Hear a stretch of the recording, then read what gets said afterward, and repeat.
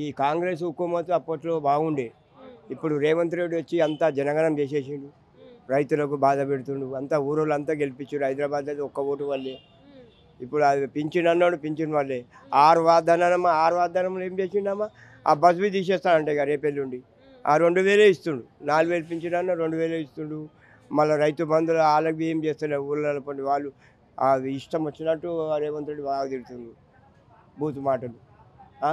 అప్పట్లో ఇందిరాగాంధీ ఉన్నప్పుడు కాంగ్రెస్ హుకుమంత్ అంటే ఇందిరాగాంధీ ఎంత ఫైట్ చేసింది, గరీబుల కోసానికి ఇల్లులు కట్టించింది, అది చేసి ఇప్పుడు ఏం చేస్తుండంటే ఎడ్రానంట బట్రానంట బిల్డింగ్లన్నీ గురి కొడుతుండారు. ఒక్క నిమిషం, బిల్డింగ్లన్నీ గురి కొడుతుండు, గరీబుల కలుపు కొడుతుండు. అమ్మ దయచేసి మా యొక్క రాష్ట్ర ముఖ్యమంత్రి నెలమరి రేవంత్ రెడ్డి గారితో మనవి చేస్తూ గరీబులకు ఒక కన్ను పెట్టి వారికి బాధలన్నీ చెప్పుకుంటే వాళ్ళకి ఏమైనా సాయం చేయాలని మనవి చేసుకుంటూ ఈ అవకాశం ఇచ్చిన వీడియోకు మీ అందరికీ ధన్యవాదాలు తెలుపుకుంటూ జై హింద్, జై హింద్రా.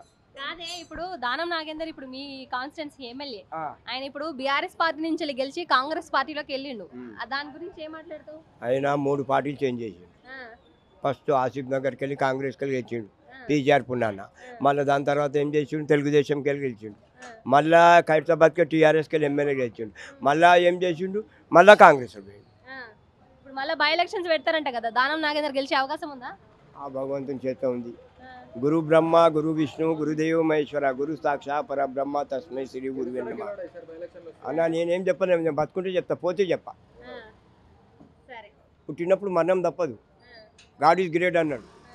భగవంతుడు నమ్మినవాడు ఎప్పుడు అన్యాయం చేయడు. ప్రజల మీద ఆధారపడి ఉంది. Do I want I real and tell me. ప్రజల మీద ఆధారపడి ఉంది. ప్రజలకు మంచి చేస్తేనే నువ్వు గెలుస్తావు.